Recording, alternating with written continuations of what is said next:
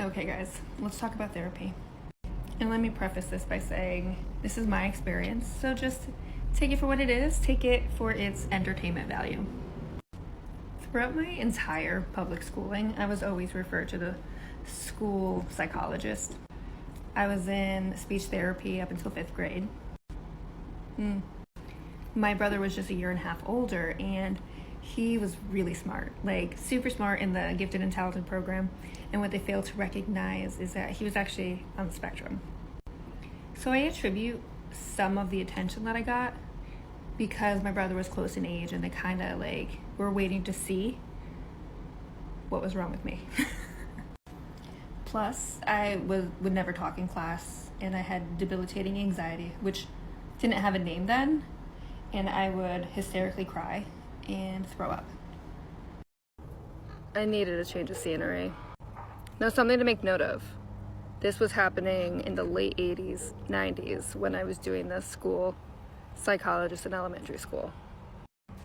Yeah, I'm that old, and you can tell me how good I look in the comments. Thanks. But my first actual therapy session didn't come until I was 16. It was at the recommendation of a teacher who had called my mom because, I don't know, some bullshit. And at that point, like, I wasn't diagnosed with anything. I was just like a normal, weird, angsty teen. And my first therapy experience was easy because my mom took care of it. I didn't have to worry about like making phone calls or getting referrals or not liking anything because I didn't know any better, you know? So I had a few sessions with this wonderful woman who would just like listen to me and tell me I was normal, you know? It helped me feel better about myself. I really enjoyed it. I was kind of sad when the insurance didn't cover anymore. But I also realized quickly that this wasn't going to cure my anxiety. It wasn't going to cure my awkwardness. I needed to learn how to cope. And in some cases, like, learn how to mask better.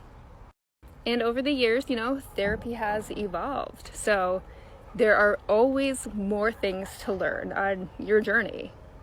And my therapy journey started out really good. I had no complaints. And it was talk therapy, which worked for where I was at that point in my life as an angsty teen, as a unfocused young adult. My problems weren't that large. I just needed to learn coping skills. I just needed somebody to talk to that wasn't my family or a friend. It wasn't until later where therapy got a little bit more complicated for me. I've had both really good and really bad experiences, inpatient and outpatient. So buckle up.